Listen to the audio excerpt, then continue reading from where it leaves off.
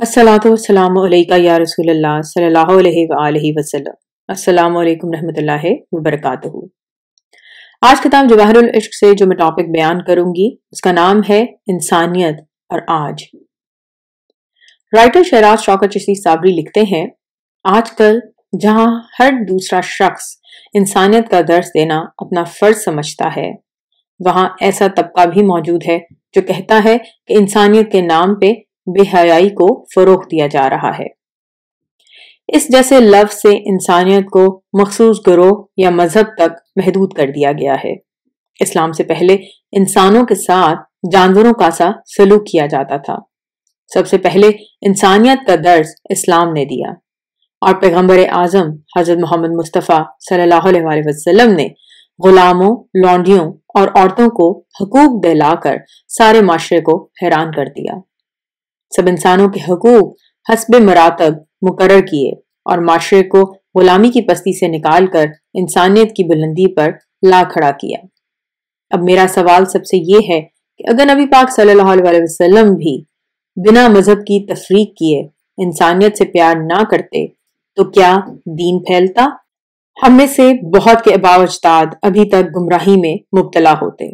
आप सल्लल्लाहु अलैहि वसल्लम ने इंसानियत से प्यार किया तो लोग आप सल्लल्लाहु अलैहि वसल्लम के अच्छे इखलाक से मुतासिर होकर इस्लाम में दाखिल हुए। तो क्या आज सारी दुनिया में इस्लाम राइज हो चुका है? नहीं हुआ। तो फिर आज भी उसी इंसानियत का प्रचार जरूरी है जो हमारे नबी पाक सल्लल्लाहु अलैहि वसल्लम ने किया, क्योंकि हमारे लिए सुन्नत पर अमल करने का हुक्म है। लेकिन इस बात को मद्देनजर भी रखना है कि इंसानियत का प्रचार करते करते अपनी इकदार और रवायात को नहीं खो देना। वो ना हो कि मोहब्बत का दर्स देते देते अगले रवाज अपना लिए जाएं और अपना तशख्खुस ही खो दिया जाए। कौवा चला हंस की चाल अपनी भी भूल गया। आज के लोग किसी भी गैर मुस्लिम को अछूत समझते हैं, तो फिर क्या फर्क रह गया हम में और हिंदुओं में? उन्होंने ही इंसानों को तकसीम किया हुआ था।